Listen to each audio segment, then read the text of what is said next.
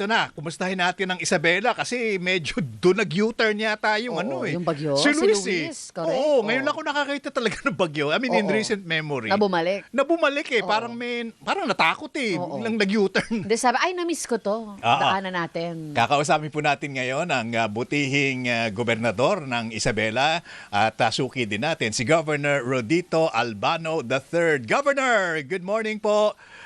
Si Peter Musngi po at saka si Rica. Alerto sa Bagyong Luis. Hi, Gov. Good morning. Hello? Hello. Good morning po. Governor, Yes, good morning yes, po. Good morning. Good morning sa inyo. Good morning, Peter. Good morning, Rica. Ay, thank you. Good morning to everybody. Opo, sa tunog po ninyo, baka parang hindi kayo masyado nakatulog. Ano? marami ba nang... Alam mo, Rica, Peter, no? Apo. Imbita kami na... Sa ngayon, dati hindi namin iniimbitahan yung mga bagyong yan. Pero ngayon, iniimbita na namin sila. Tapos tumuloy sa amin. Opo. Kaya lang, sabi mo nga, nag-U-turn yung bagyo. Yung isa naman, kumanan. Ayan. Talaga naghahanap kami ng tubig ngayon doon sa amin. Yung dam, buti na lang, nag-increase yung, level ng dam. Dahil naman po sa cloud seeding na ginagawa ni Secretary Kiko sa DA, yung Ayala Airplane na doon, cloud seeding.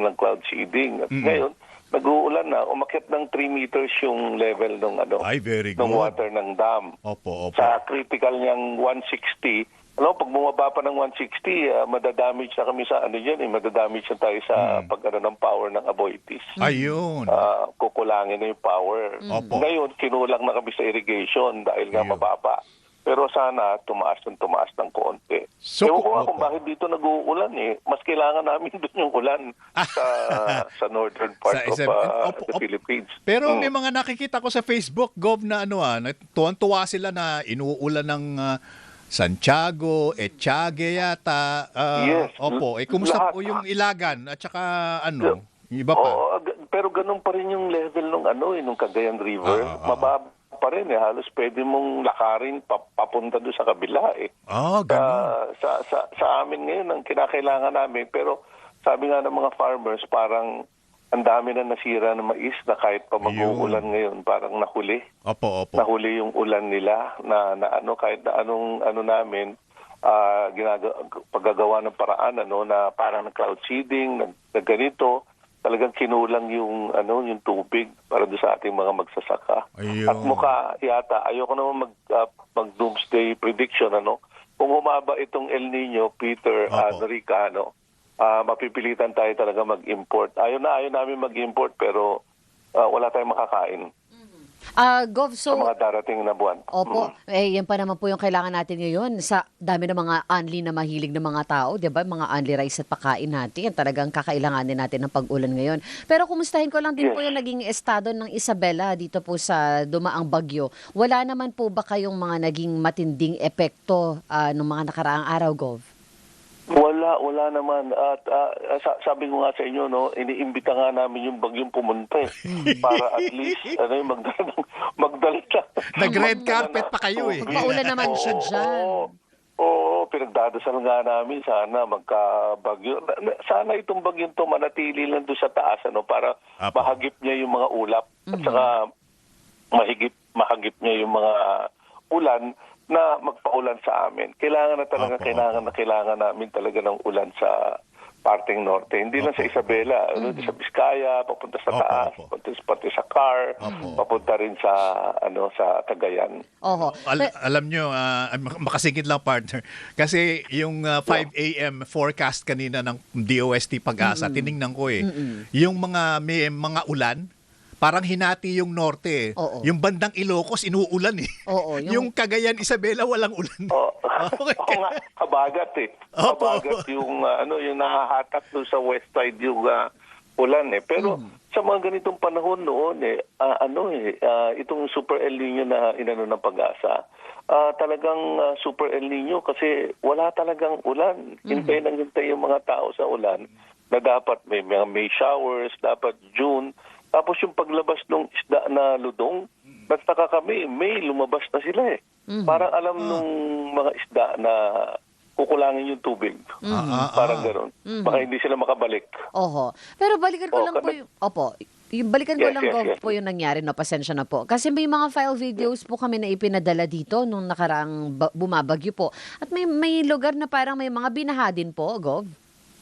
Wala kaming binaha. Kung meron bang binaha, dapat tumaas yung Cagayan River.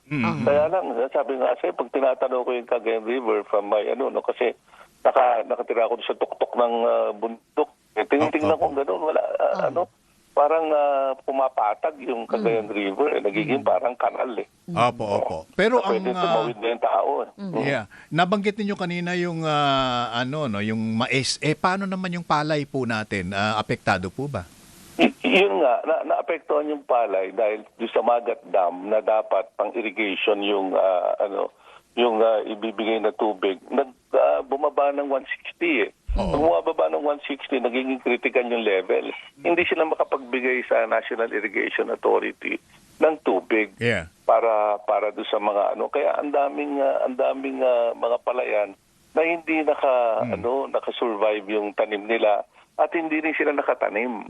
So baka magbago yung for next year or for this year, baka magbago yung planting season natin eh. Kasi dati hindi namin ginagalaw yung planting season. Dahil nga, pag ginalaw mo yan, tapos may nangyari, sasabihin, bakit nyo kasi pinagalaw? Masisisi tayo ng mga tao. Kaya lang ngayon, mukhang gagalaw yung planting season. Okay. Singit ko na Wala rin po. Gob, mawalang galang yes, po. Sisingit ko lang. Yung bang power specific sa Iselco, affected po ba yan ng level ng Magat Dam? Yes. Kung maapektuhan yung buong grid kasi yung buong supply ng ng power sa buong Tandaan mo, isa sa pinakamalaki nagsusupply ng kuryente sa Luzon, yung Magat Dam. Opo. Yan ang pinakamalaking dam dati na ginawa ni President Marcos noong 1978. Nag-generate ka ng mga 400 megawatts doon, 400 to 600. Yeah. Kaya lang, siyempre, pag nawawala ng tubig, pag nadidisenso at saka walang ulan, wala talagang wala ka talagang ma-generate na power kasi hydro yan. Opo. Okay. We will leave it at that for the meantime. Pero natutuwa kami na kahit paano dinadalaw na ng ulan kahit na paunti-unti ang Isabela. Gov, maraming salamat po. At Peter Rica, nagdadasal kami ng bagyo. So prayers and cloud seeding.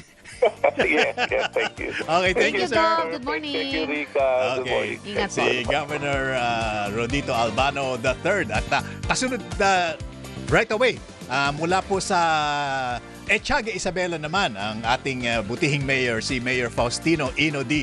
Mayor Ino, good morning po sa inyo. Hi, good morning.